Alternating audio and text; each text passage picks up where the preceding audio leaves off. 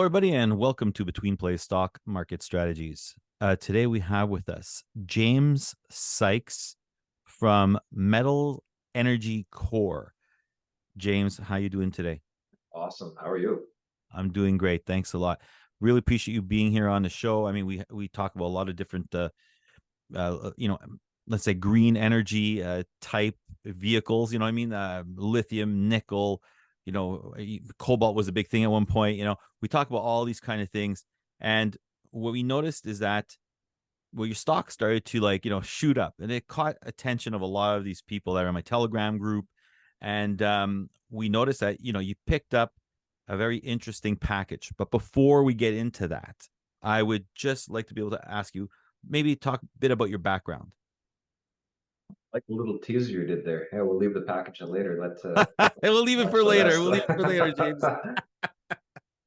My background, I've been in geology since 2006. I've been a uranium explorationist up in northern Saskatchewan's Athabasca Basin area. Been part of a lot of big discoveries, most notably being the chief geo behind NextGen Energy Aero Discovery.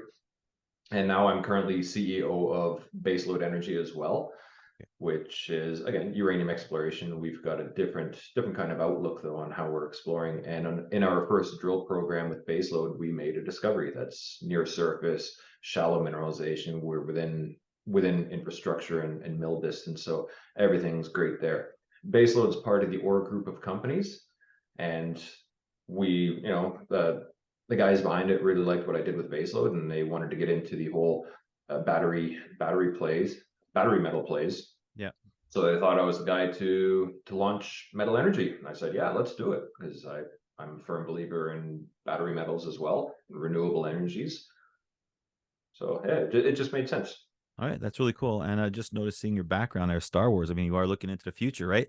So, Well, I've told people about this. I am a huge Star Wars nut, yes.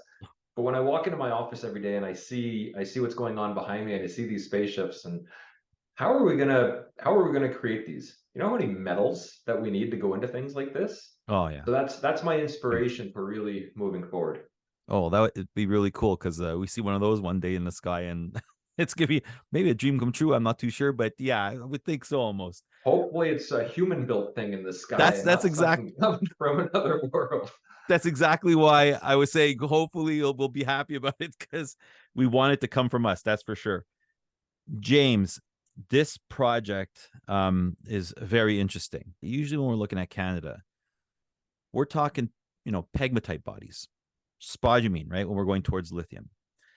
And your this source rock that you're looking at in northern Ontario, what I found was interesting is that we're looking at a brine, a salt brine. Is that correct? A salt brine project. Absolutely. Yep. Okay. And when what really strikes me is that this is more common within the lithium triangle area of like Argentina, Chile, Bolivia, right? I think that's known as the lithium triangle. And so, how is it, for God knows how long, everybody's going and hitting pegmatites for spodumene? And how did you come about figuring out or looking for this salt brine project like in Canada? Funny enough, we were looking in Saskatchewan for salt brine play. If you're familiar with E3 metals or E3 lithium out in Yes. Alberta, Yes. they've got a large play. It's very deep brines in the Leduc formation, down 2.5 kilometers, Yeah. and very low concentrations. So we're looking in Saskatchewan, where we know that Leduc formation does get shallower and closer to surface, and hoping that concentrations would get in there. So we were already looking for lithium brines, and a prospector out of the Thunder Bay area brought this project to our attention. He had a smaller land package than what we just recently acquired, but we fell in love with it immediately. It just made a lot of sense. You've got salt beds in the rocks, you've got gypsum and anhydrites, and you've got lithium pegmatites right next door that are potentially the source rock, hence the play on the name of the project. Yeah. Yeah. There's a lot of potential in this area. and ancient it's an ancient basin, over 1 billion years old, and that right there is one of the key factors because it allows the brines to circulate more and interact more with the wall rocks around. So if all those wall rocks are enriched in pegmatites with lithium, you can alter and weather the the the pegmatites and release lithium into the brines. So that's Okay. kind of the idea that we have there. All right, that's interesting. It's interesting. And so like I was looking at the world map and I was trying to understand more of the project, and out of conversation I was having with the Telegram group. I was saying, well, if we flip the map from the lithium triangle, like we pretty much head into like southern Mexico, Cuba, and we're looking at ponds because usually salt brines we're looking at evaporation ponds and stuff like that. Knowing that you're in the Thunder Bay area, northern Ontario, I mean, we pretty much don't have the climate for that. So, are we looking at DLE extraction? How is it that we're looking at? What are we looking at basically in order to isolate and to get the lithium out? The DLE would be the most optimal. It seems to be like a technology that has a very strong future going to it. And the thing with DLE is that it's not, you can't just come out with DLE and say, oh yeah, I can put it on this brine project and that one and that one. There's so many different elements associated with all these brines. So you've got different concentrations of calcium, magnesium, sodium, potassium, lithium, boron, rubidium, cesium, whatever's in these waters, So true. that you would need to have a DLE system in place that would be specific to your project. And even within the project, you can have different concentrations of these fluids all over the place. So True. there is that challenge for DLE moving forward, but the theory behind it is it's been around for decades. Like it's not a new idea.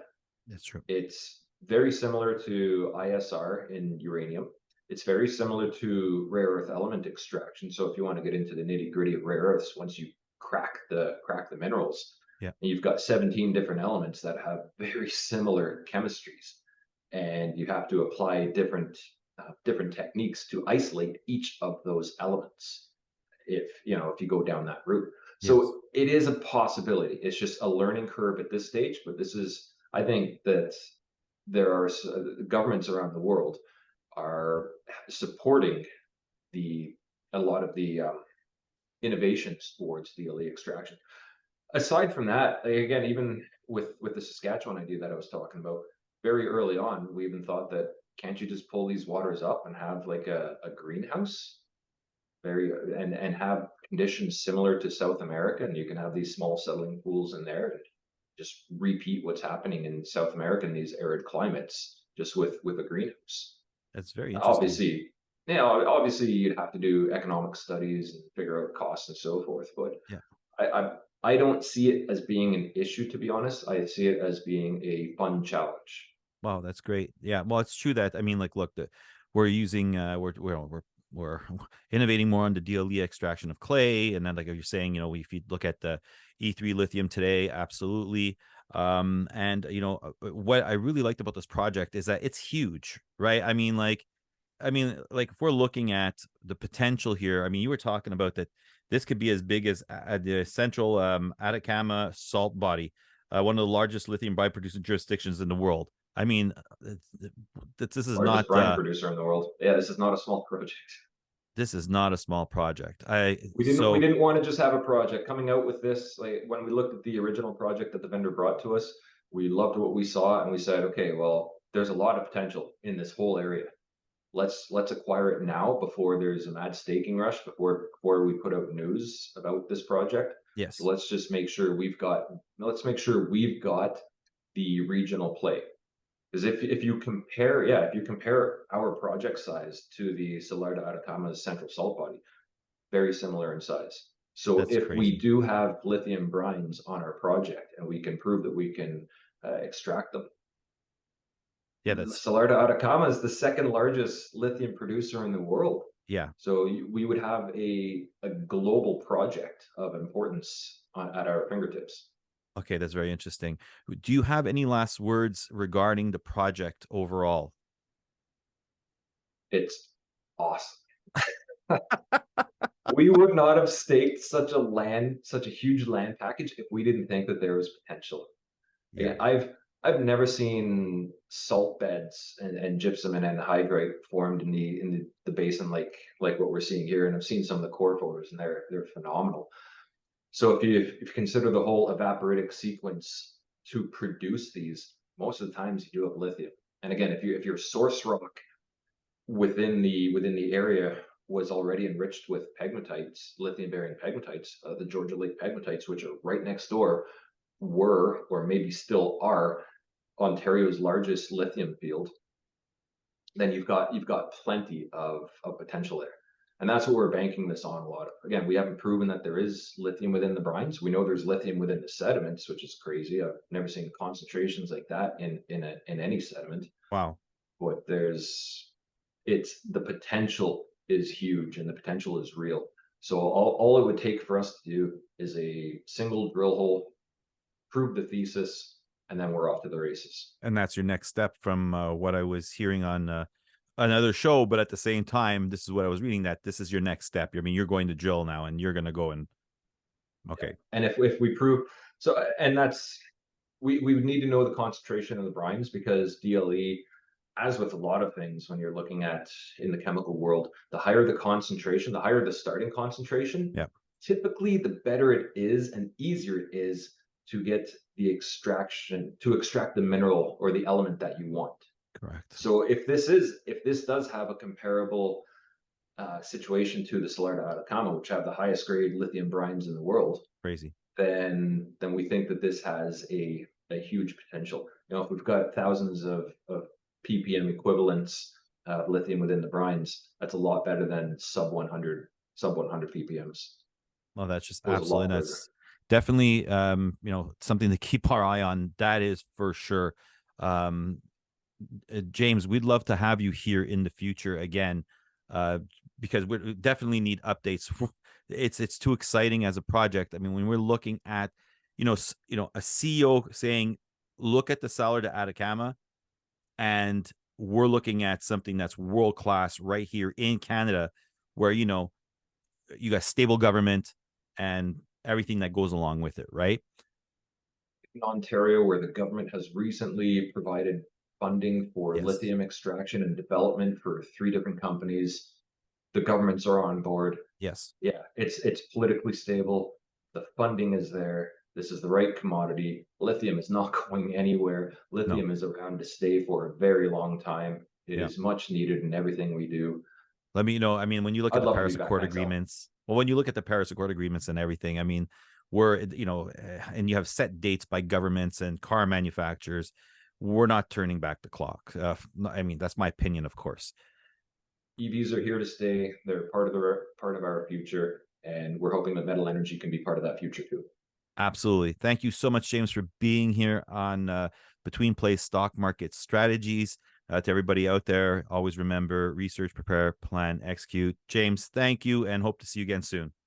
Thank you very much. I'll love to come back. Thank you.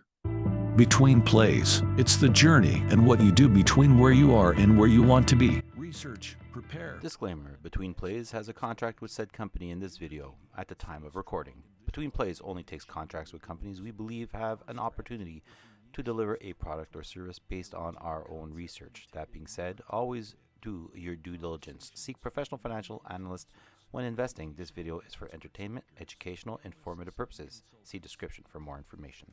Between Plays, bridging the gap between companies and investors.